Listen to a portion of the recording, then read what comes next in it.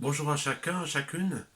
Content de vous retrouver pour aborder un nouvel aspect de la vie chrétienne, la prospérité. La prospérité est un thème dont on entend beaucoup parler, surtout dans nos contrées occidentales. J'aimerais commencer par un témoignage.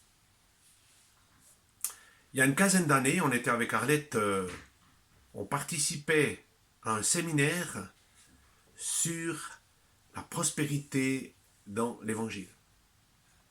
Et l'orateur en question nous disait que si nous étions généreux, capables de donner généreusement pour répondre à des besoins effectifs chez un frère, chez une sœur dans l'Église, alors en retour, Dieu multiplierait notre semence, Dieu nous enrichirait littéralement.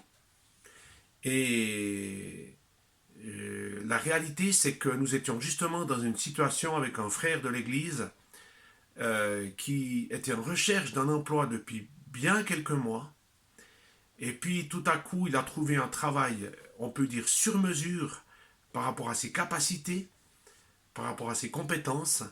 Le seul bémol, c'est que pour se rendre chez son employeur, la route était longue, la correspondance par les transports en commun était compliquée, donc de manière assez évidente, ce frère avait besoin d'une voiture.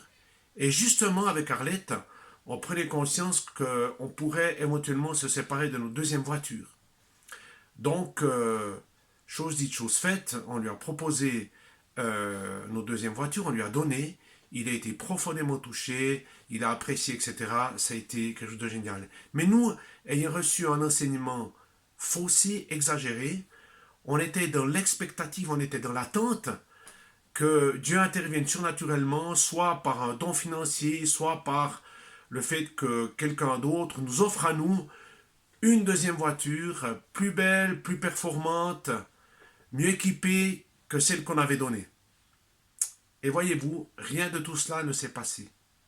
Évidemment, Dieu était fidèle, Dieu a pourvu à tous nos besoins, et puis on a pu faire largement avec un seul véhicule pour nous déplacer. Mais j'étais quelque part frustré, déçu, parce que j'avais placé ma confiance, ma foi, dans un enseignement erroné, exagéré, qui allait dans les extrêmes. J'aimerais aller de l'avant et lire maintenant un verset avec vous qui se trouve dans 3 Jean 1 au verset 2. Bien-aimé, je souhaite que tu prospères à tous égards ou à tout point de vue et que tu sois en bonne santé à l'image de ton âme. Si on regarde le contexte de ce verset, on voit qu'il est question d'un homme qui rendait un bon témoignage autour de lui, tout simplement parce qu'il marchait dans la vérité. C'est-à-dire qu'il vivait et croyait et disait, c'est-à-dire qu'il vivait ce qu'il croyait et disait autour de lui. Il y avait une cohérence entre ce qu'il croyait, ce qu'il vivait et ce qu'il disait. Ça, c'est un premier point. Un deuxième point, c'est vrai que le verbe prospérer, si on regarde les synonymes dans le dictionnaire, il y a une notion de marche et de développement. Donc on ne peut pas nier que dans ce verset, il y a une intention de croissance. En troisième point, je crois que ce verset nous parle de la prospérité comme d'une croissance étroitement liée à notre communion avec Dieu le Père et avec son Fils Jésus-Christ. Notre santé, notre identité bien assise, un bon témoignage, tout cela va contribuer à cette bénédiction abondante que Dieu va déverser sur nos vies en vue que nous puissions la recevoir et la partager autour de nous. Et cela va concerner le don de notre personne, le don de nos biens, de notre temps et de notre argent. Conclusion.